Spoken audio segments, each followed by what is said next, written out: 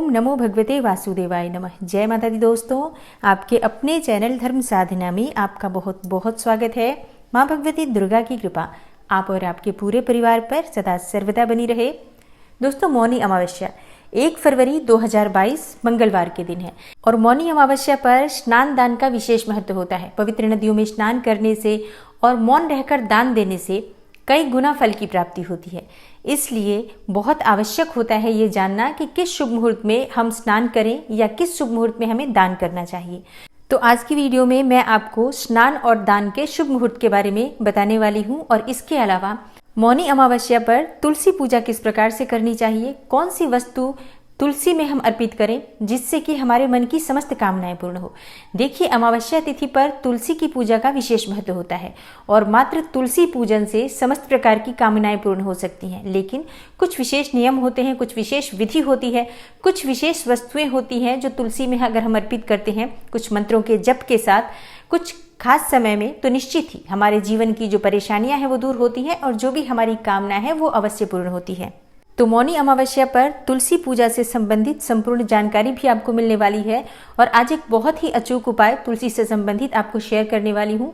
इसलिए वीडियो को पूरा जरूर देखिए और अगर आपको आज की वीडियो अच्छी लगे तो लाइक भी जरूर कीजिए, शेयर कीजिए फैमिली फ्रेंड्स के साथ। और चैनल पर पहली बार आए हैं, अगर अभी तक आपने चैनल को सब्सक्राइब नहीं किया है तो आज की वीडियो अगर आपको अच्छी लगे तो चैनल को सब्सक्राइब जरूर कर लीजिए और बेल बटन को भी प्रेस कर लीजिए। इससे ये होगा कि इस चैनल पर जो नई वीडियो अपलोड होंगी उनकी नोटिफिकेशन आपको सही समय पर प्राप्त हो जाएगी। तो सबसे पहले जान लेते हैं कि स्नान दान का शुभ मुहूर्त क्या होगा। देखिए, अमावस्या तिथि प्रारंभ हो रही है सोमवार को यानी कि 31 जनवरी को दोपहर में 2:18 पर और अमावस्या तिथि समाप्त हो जाएगी 1 फरवरी को सुबह 11:15 पर। तो अमावस्या तिथि 2 दिन लगने की वजह से पितरों का श्राद्ध, तर्पण इत्यादि बहुत से लोग 31 जनवरी को ही कर रहे हैं। लेकिन स्नान दान की अमावस्या 1 फरवरी मंगलवार के दिन है और 1 फरवरी मंगलवार के दिन स्नान दान का जो शुभ मुहूर्त है सुबह 11:15 तक ही है। मतलब जो भी आपको दान करना है वो आप सुबह 11:15 से पहले कर दीजिए, क्योंकि 11:15 के बाद अमावस्या तिथि समाप्त हो जाएगी। अब बात करते हैं कि स्नान कब करना चाहिए। देखिए, अमावस्या तिथि पर यानी मौनी अमावस्या पर जो स्नान का नियम बताया गया है कि ब्रह्म मुहूर्त में उठकर हमें स्नान करना चाहिए। तो अब बहुत से लोगों का कमेंट बॉक्स में प्रश्न आया है कि ब्रह्म मुहूर्त का सही समय क्या होता है। तो देखिए, ऐसा शास्त्रों में कहा गया है कि सूर्योदय से 1.5 घंटे पहले तक का समय ब्रह्म मुहूर्त कहा जाता है। तो अभी इस मौसम में जो सूर्योदय हो रहा है वो 7 बजे के आसपास हो रहा है। अपने शहर के हिसाब से आप देख सकते हैं कि सूर्योदय काल का समय क्या है।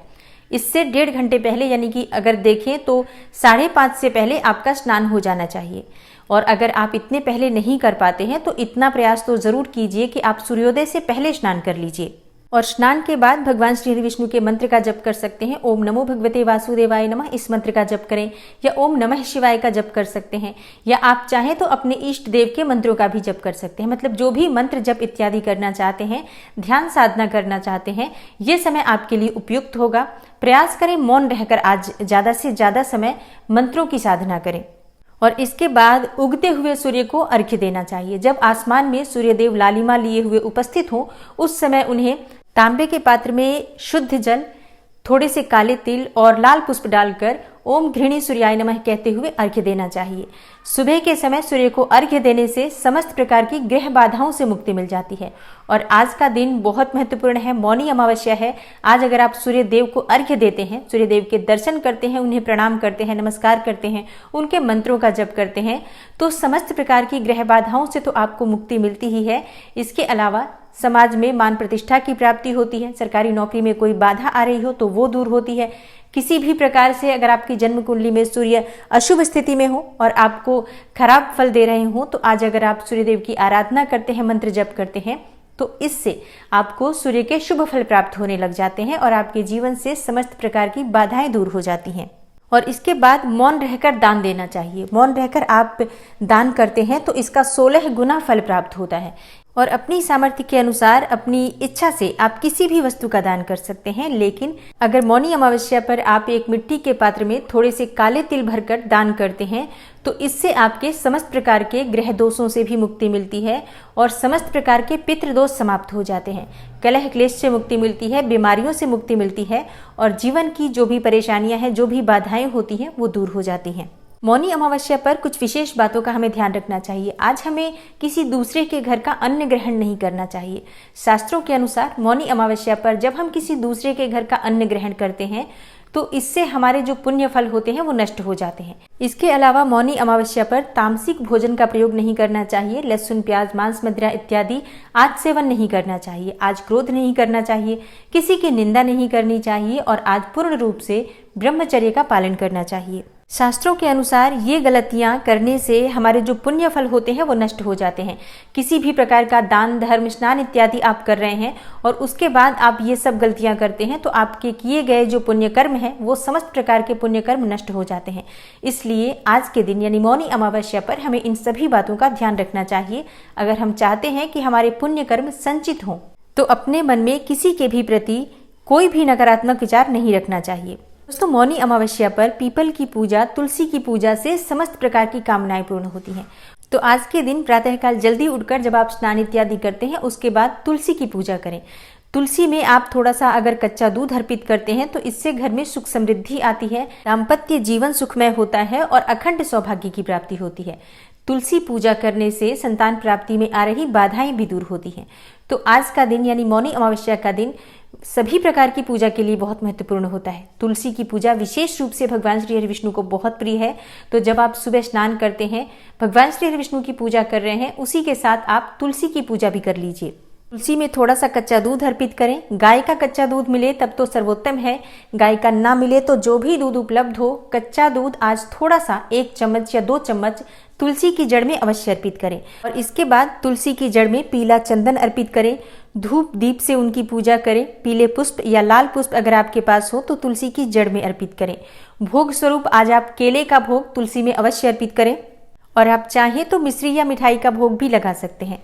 मतलब माँ तुलसी की पूजा आज आप विधिवत कीजिए, क्योंकि आज के दिन ऐसा कहा जाता है कि तुलसी की अगर 108 बार परिक्रमा की जाए तो मन की समस्त कामनाएं पूर्ण हो जाती हैं। वंश की वृद्धि होती है, धन की वृद्धि होती है, सौभाग्य की प्राप्ति होती है, दाम्पत्य जीवन मधुर होता है, पति पत्नी के रिश्तों में मधुरता आती है और घर से कलह क्लेश दूर होता है।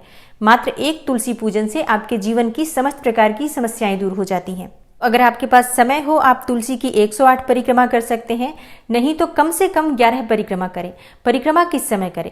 देखिए, परिक्रमा आप सुबह भी कर सकते हैं जब आप पूजा कर रहे हो तो, और अगर आप सुबह नहीं कर पाते हैं किसी भी कारणवश तो आप शाम के समय भी कर सकते हैं। शाम को तुलसी में दीप दान करना है। ये तो हम प्रत्येक दिन करते हैं। देखिए, प्रत्येक दिन करते हैं, लेकिन आज का दिन बहुत महत्वपूर्ण है, यानी मौनी अमावस्या है। तो मौनी अमावस्या पर जब आप दीप दान करेंगे तुलसी में, उस समय कुछ विशेष उपाय करना है। आज जब तुलसी में दीपदान किया जाएगा तो एक तो शुद्ध घी का दीपक होना चाहिए, या शुद्ध घी ना हो तो ऐसे में आप तिल तेल का प्रयोग कर सकते हैं। मतलब तिल तेल या फिर शुद्ध घी का दीपक प्रज्वलित करें। दिया प्रज्वलित करने के बाद उसमें 1 हरी इलायची डाल दीजिए और अगर आपके पास केसर उपलब्ध हो तो 2-3 धागे केसर के भी दिए में डालते हैं, तो इससे घर में सुख समृद्धि आती है और अखंड सौभाग्य की प्राप्ति होती है, अपार धन संपदा की प्राप्ति होती है। अगर आपके पास केसर और इलायची दोनों उपलब्ध हैं तो दोनों ही दीपक में डालें, और अगर कोई चीज आपके पास नहीं है, जैसे कि केसर ना हो, तो आप उसे स्किप कर सकते हैं।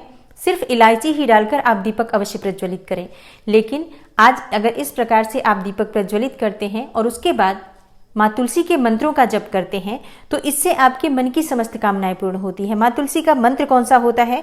ओम तुलसी देव्यै नमः, ओम तुलसी देव्यै नमः, इस मंत्र का आपको जप करना है। या फिर आप ओम नमो भगवते वासुदेवाय नमः इस मंत्र का भी जप कर सकते हैं। पूजा करते समय अपने मन की जो भी कामना हो माँ तुलसी से कहें और माँ तुलसी से प्रार्थना करें कि आपके मन की जो कामना है वो शीघ्र ही पूर्ण हो, आपकी जो भी परेशानियां हैं, जो भी कष्ट हैं, वो शीघ्र ही दूर हो। इसके लिए माँ तुलसी से प्रार्थना करें। दोस्तों, शास्त्रों के अनुसार जो भी हम प्रार्थना माँ तुलसी से करते हैं वो शीघ्र ही श्री हरि विष्णु तक पहुंचती है और तुलसी से की गई प्रार्थना बहुत शीघ्र फलीभूत होती है। इसलिए जब आप पूजा करते हैं, प्रार्थना करते हैं, तुलसी में जल अर्पित करते हैं या दीपदान करते हैं, उस समय अगर आपके मन की कोई कामना हो तो माँ तुलसी से मंत्र जप करते हुए कहें। मंत्र आप कोई सा भी जप कर सकते हैं, जैसे 2 मंत्र अभी आपको बताए, ओम तुलसी देव्यै नमः, ओम नमो भगवते वासुदेवाय नमः। इनमें से कोई सा भी मंत्र जप करते हुए आप तुलसी की पूजा कर सकते हैं और इसके बाद अपनी मनोकामना माँ तुलसी से कहें तो बहुत शीघ्र पूर्ण होती है। आज तो मौनी अमावस्या है, तो अगर आप तुलसी की विधि विधान से पूजा कर लेते हैं तो इतने मात्र से ही आपके जीवन की परेशानियां दूर हो जाती हैं।